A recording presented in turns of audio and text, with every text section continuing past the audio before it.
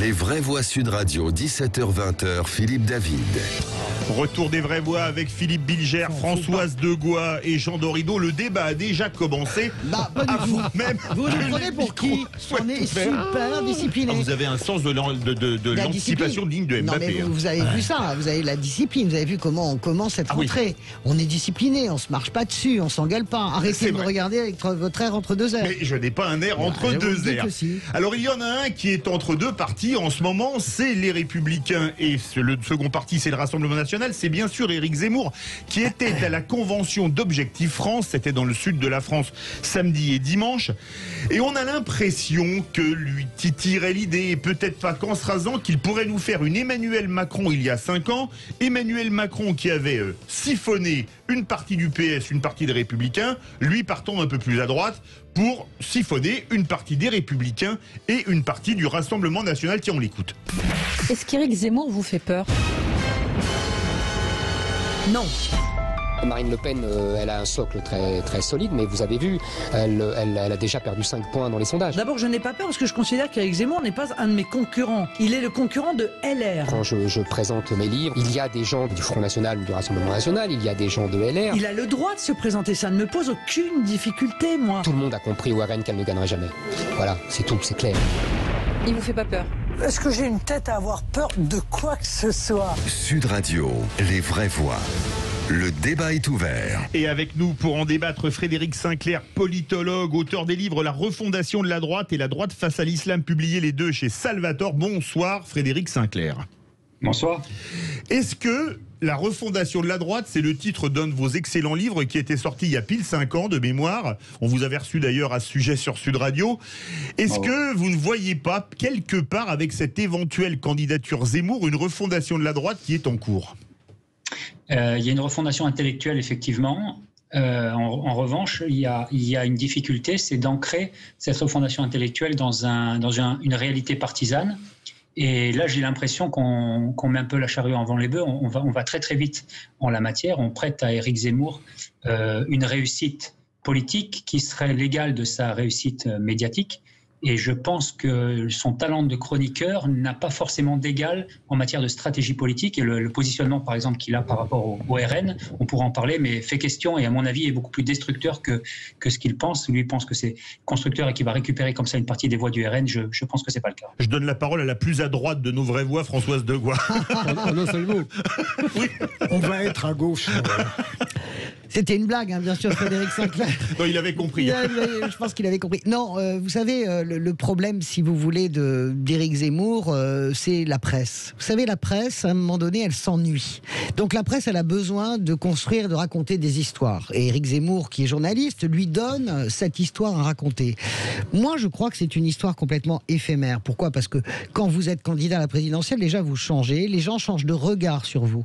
Vous changez dans votre façon de parler. Mon point de vue, Éric Zemmour est un piètre politique. Il est probablement un bon chroniqueur, un bon polémiste, si tant est qu'on puisse trouver formidable ses prises de position régulières sur les étrangers, etc. Ça n'est pas mon cas. J'enlève la partie idéologique. Objectivement, reconnaissons que c'est un homme cultivé et un bon polémiste. Un bon polémiste, pour moi, ne peut pas faire, ne peut pas faire un bon politique. Parce que c'est pas la même psyché, c'est pas la même façon de ça. Éric Zemmour n'incarne absolument rien. L'aventure d'Emmanuel Macron, vous la voyez là.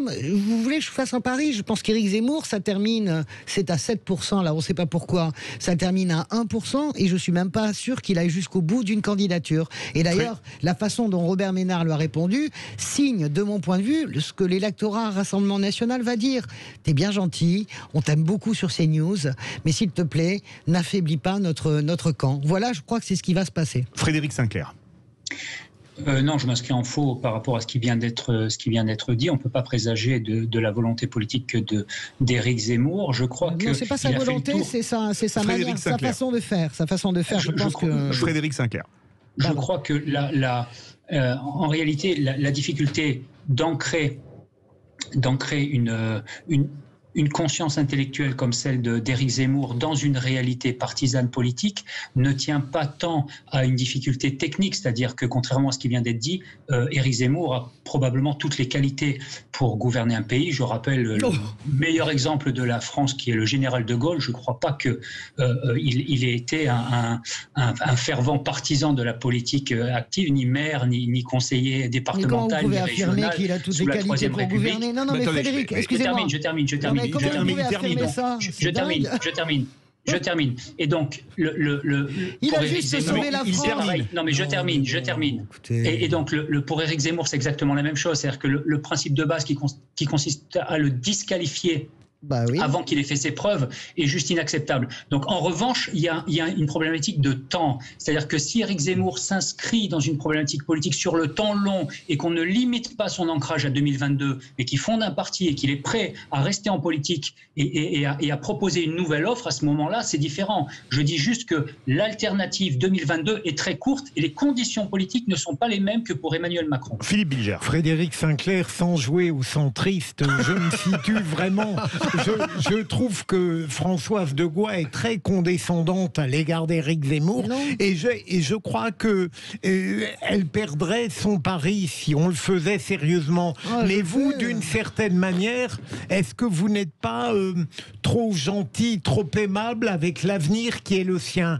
Moi, je pense véritablement qu'il ne devrait pas se présenter, mais ça, c'est un autre problème. Je pense qu'il ne sera pas forcément fait pour le discours politique à partir d'un extraordinaire talent médiatique où il est très bon dans la confrontation, mais le discours politique c'est autre chose. Je ne dis pas qu'il ne sera pas capable de dire des choses justes, pertinentes, mais est-ce qu'on n'est pas en train d'amplifier son importance lorsque par exemple il énonce cette évidence que Marine Le Pen ne gagnera pas, et d'autre part l'abstention de Wauquiez peut-être lui permettra non pas de faire imploser les Républicains, mais de créer un petit désordre. Frédéric Sinclair. Donc, alors, il y a beaucoup de choses dans l'intervention de Philippe Bilger. Il y a un certain nombre de choses avec lesquelles je suis d'accord. On va poser deux, trois éléments de base. Premièrement, personne ne va imploser, ni LR, ni RN. Zemmour n'a pas la capacité de faire imploser qui que ce soit. Il va grappiller des voix. Deuxièmement, je suis d'accord avec Philippe quand il dit qu'il ne conseillerait pas Éric Zemmour de se présenter. J'ai écrit un article au mois de février dernier pour aller dans le même sens, et je viens d'en poster un sur la revue Politique et Parlementaire, un peu de publicité pour mon ami Arnaud Benedetti. Il y a à mon avis, une équation qui a été mal posée chez Éric Zemmour, c'est que quand vous vous positionnez politiquement, il y a de facto en politique l'ami et l'ennemi. C'est Carl Schmitt qui a posé ce principe discriminatoire, et il faut savoir où sont ses amis, où sont ses ennemis. Le camp des amis d'Éric Zemmour, c'est normalement celui de la droite. Il est censé rassembler la droite. Qu'est-ce qu'il fait depuis le début? Il passe son temps à clasher Marine Le Pen, c'est-à-dire à créer un ennemi dans le camp des amis. Et donc ça ne peut pas marcher en fait. Jean Dorido. J'aurais une question pour notre invité. C'est que Frédéric Sinclair. Oui, c'est que effectivement, je pense que Éric Zemmour ferait une grave erreur de se présenter, parce que comme l'a dit Françoise, il est très bon dans ce qu'il fait actuellement. Il a un public, il a des auditeurs, des lecteurs. En revanche, la question que j'aurais envie de vous poser, Monsieur Sinclair, c'est de savoir quel personnage vous pourriez voir pour incarner la droite dite bonapartiste? Si on revient aux trois droites, Boulanger, Bonaparte, Orléans, il y a une espèce de désert aujourd'hui en France. On a évoqué le général de Gaulle tout à l'heure qui avait ressuscité la droite bonapartiste à l'époque. Là aujourd'hui, il n'y a plus personne. On pourrait dire que c'est un petit peu la même chose à gauche du reste, parce que c'est un vrai désert aussi. Et je me demande bien qui vous pourriez voir, pressentir pour incarner et rassembler justement cette droite bonapartiste qui est aujourd'hui orpheline en France. Alors je vais répondre. Il y a, en préambule, je dirais, il y a un problème avec cette tripartition des droites, c'est qu'elle est en passe d'être obsolète. Je suis d'accord. C'est-à-dire qu'en réalité... Merci de rafraîchir mon logiciel, j'ai bien fait de venir, ça m'intéresse. C'est vrai. J'aime beaucoup René Raymond, je suis un fervent lecteur de son ouvrage. Mais on a un vrai problème aujourd'hui de continuer de calquer dans un monde complètement ouvert comme le nôtre, avec une problématique civilisationnelle qui a pris le devant de la scène, les enjeux qui sont des enjeux de civilisation ont du mal à rentrer dans un socle qui a été forgé au XIXe siècle.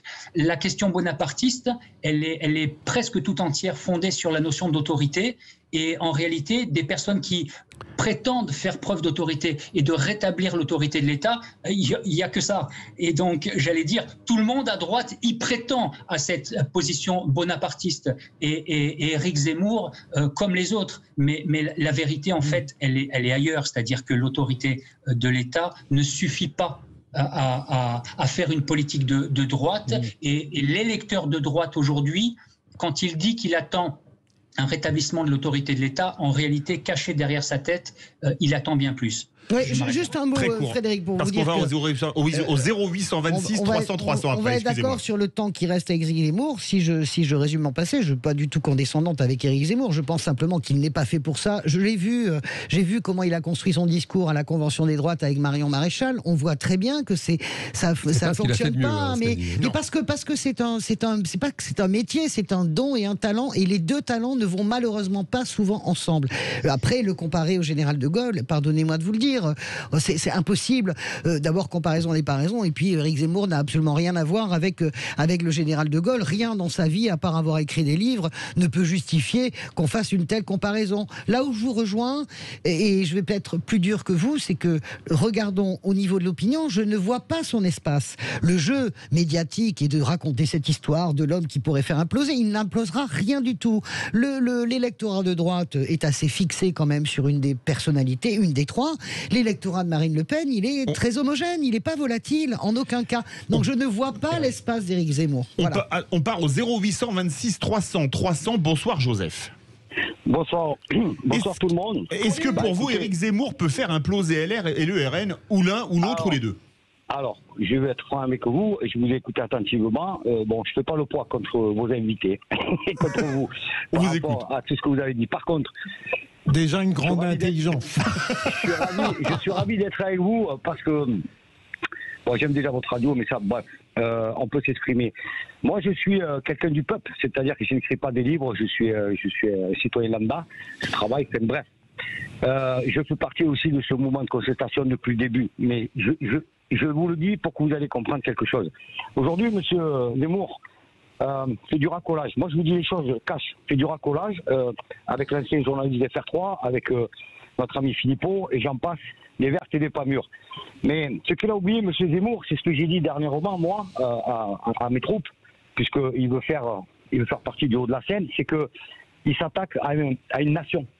Et moi, pour moi, et pour les personnes avec qui nous discutons de beaucoup de choses, puisque 2022 approche, M. Zemmour n'a aucune part dans cette belle société que nous avons.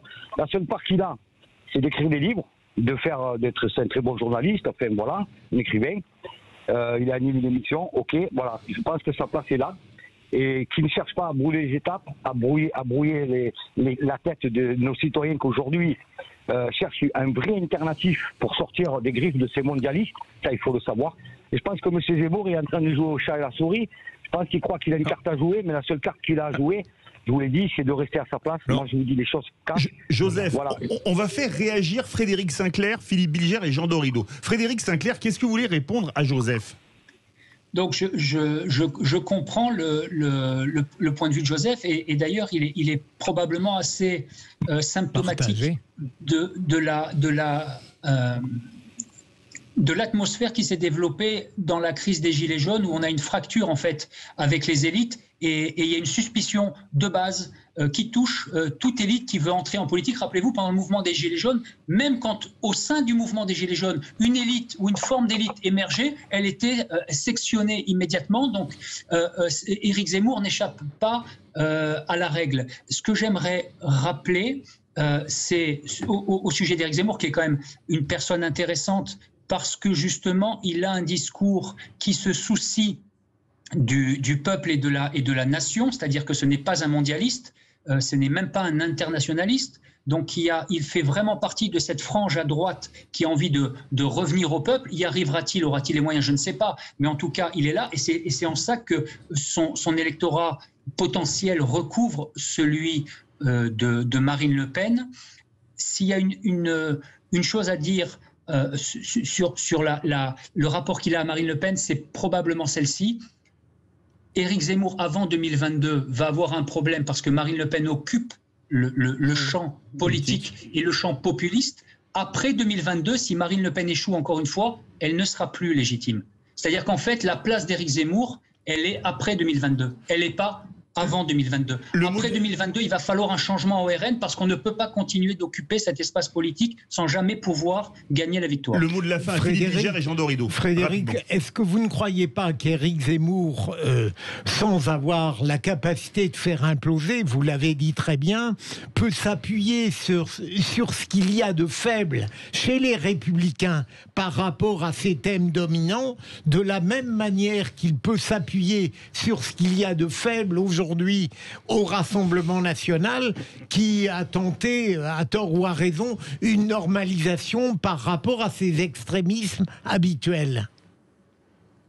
Eh bien, c'est justement parce que le Rassemblement national a temporisé finalement sa radicalisé et a essayé de mettre à l'écart tout ça que ça a réduit. Françoise Degois l'a dit tout à l'heure, ça a réduit l'espace d'Éric Zemmour. Aujourd'hui, la question est très difficile pour lui. Il a tendance à être envoyé à droite de Marine Le Pen et cette position radicale est extrêmement délicate à tenir. Jean Dorido, très court, et Frédéric Sinclair, très court. Très court, je vais dans le sens de ce qu'a dit Joseph, qui a parlé de messages brouillés. Je crois qu'il y a un vrai risque qu'Éric Zemmour finisse par brouiller l'écoute des électeurs de droite.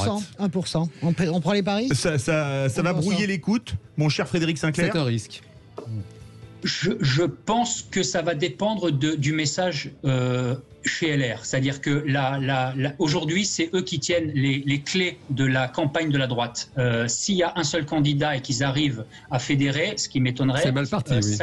On peut arriver à y voir un peu clair. Si ça se multiplie et que à la fois Jean-Frédéric Poisson et aussi Philippot et aussi Dupont-Aignan se mettaient en liste pour la présidentielle, là effectivement, si on rajoute Éric Zemmour, ça pourrait être une sacrée cacophonie. Verdict. Merci beaucoup Frédéric Sinclair, auteur des livres La refondation de la droite et La droite face à l'islam, publié chez Salvatore.